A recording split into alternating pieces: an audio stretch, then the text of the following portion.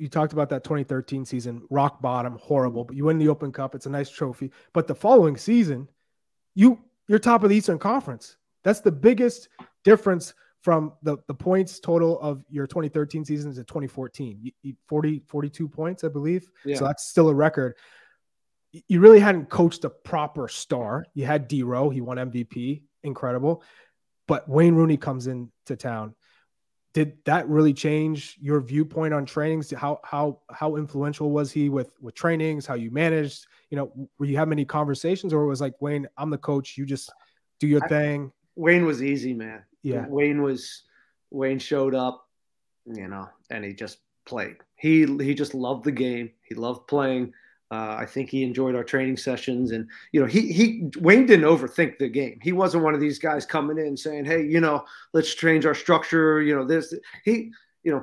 a superstar and a player with his resume, he was a very easy guy to manage, and because he was a good teammate, he trained very hard, and on game day the lights came on, and he just put on a show, and he created moments, and that's what these big time players do. In the big moments, they make the difference, and that's why you see when these guys come to our league, they still end up holding trophies and are able to week in, week out make the plays that matter and get points. Okay, so how do you think he's going to do as a coach? I'm going to put you back on the spot here. Yeah, that's fine. At first, you dodged me early. You dodged it earlier. He's pausing. That's a long dramatic pause. Because you don't know. Nobody knows. What are you reading up on that wall that you're looking up on the wall? What are you reading? He's looking at one of his paintings. I'm looking at a Ouija board. He's looking at Thierry Henry. Yeah. Thierry Henry struggled as a coach, so it's not for everybody. Despite your plain resume, it's not. What he did at Derby was impressive to me, and there's a mystique about him, and I think he's been a winner all his life, and I think that his resume and former player, that comes with him, right? And that always gets you in the door sometimes. You talk about me skipping the line a little bit, right? Sometimes that gets you in. That doesn't necessarily mean you get to stay in the world of coaching, as Thierry and some of these people have found out. But I know Wayne enough to know that he loves the game. He's a soccer junkie. He's highly competitive. I think he's sharp tactically. The times we've had discussions, he's certainly been around, some of the greatest managers the game has ever seen. And I think he's also as good as he's going to be tactically and things like that. He's also not going to be overly complex, to kind of a little bit more what we're used to, is like, no, guys, boil this down. Sometimes it's just effort, it's fight, it's will, it's getting stuck in all these things that I think he's also going to have that are still so important to winning games and getting a group to, bring their best every weekend. I think he has a nice balance of that, of the nuts and bolts, but also tactics. So I'm rooting for him. I think right now, frankly, it can't get worse. It's been a long year for the club, and it's been tough to watch at times because of the the turbulent nature of it all. And you guys know me; I'm still a romantic with the club, and I still root for it and want it to do really well. So. I do think he's going to be able to maybe bring a different level of player to the club as well, and he's got probably a better Rolodex than I had.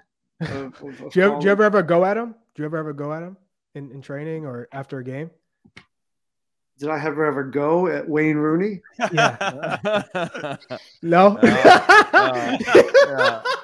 I'm not sure that would have been the greatest managerial move, Garrett Chuck. But yeah, What do you think would have happened if you did the usual where you pull him aside before training, say, listen, I got to set a little bit of example today.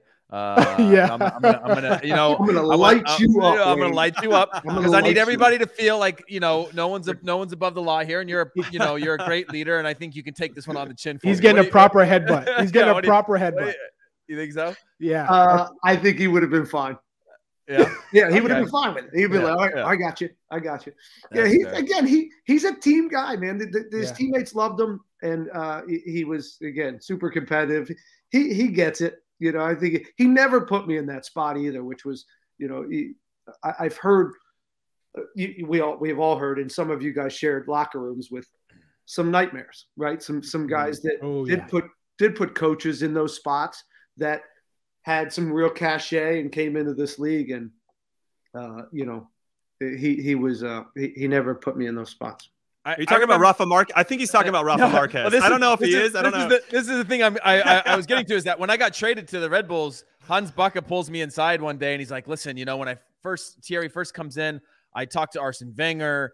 I'm talking to Pep Guardiola. I'm talking to all these people, trying to get advice on how to manage Thierry Henry. And he goes on to tell me, like, he's asked all these things, and each one of them said, like, hey, we had the option to keep them. We moved Thierry on when we thought that he was whatever. Basically saying, like, once he gets to that point, there's nothing you can do. So then Hans Backe turns to me and is asking me, like, is there anything that you can do to help in this team with Thierry? And I'm like, dude, I just got here. There's nothing I can do to help. Like, he was like pleading to get this guy on board. Obviously, Thierry was a little bit of a anomaly, but for you, Ben, I remember a January camp, and you were in camp and Freddie Adu was in camp. And this is during peak Freddie hype time. And I remember it was the first day of training that we were actually getting into it. And you absolutely laid him out when he took a second touch. And I remember your teammates. And I remember thinking, like, wow, there is no love lost for this guy who's going to have to go through the trenches of making it as a player. That's a memory that sticks out for me being in camp with you, just the intensity of that. And the fact that, like, this guy is coming from the same club, but wasn't given a free pass. What's your favorite memory, I guess, of your experiences as a player that you can call upon, whether it's with the national team or the club level? Because that's my favorite one of you, of just seeing. I mean, Freddie flew. He flew on a tackle. But, like, what do you have, one memory or a memory or a story to share that sticks out? Regarding Freddie, or just in general? No, just for you. Just in general. Yeah, just a memory that because you're so much in the managerial world now. I don't want to lose sight of you as a player, which was fantastic. Yeah, thanks. My favorite days as a player was when I just turned pro and went to this team that was so well oiled. I mean, you're talking Harks, Echeverry, Moreno. I mean, people forget about this team. Agus, Yamosa, Pope, Richie Williams, Tony Santa, right? Bruce Arena was the coach. It just went down the list. You're playing with a national team. And for me to have that roll of dice and to jump into that atmosphere and to learn from those guys, and, it gave me such a leg up and to learn what winners look like and just be a cog in that machine. Those were my favorite days, man. Those were great. And they, talking about me hitting Freddie, they used to light me up. And I'd come in and I thought I was the works. I'd come in there strong, and I was a little bit arrogant, as you probably remember. And they would light me up. But those were great days in the for that club, and obviously holding all those trophies. I learned a lot of lessons that way. I don't know if that answered your question, Heath. No, it is fantastic.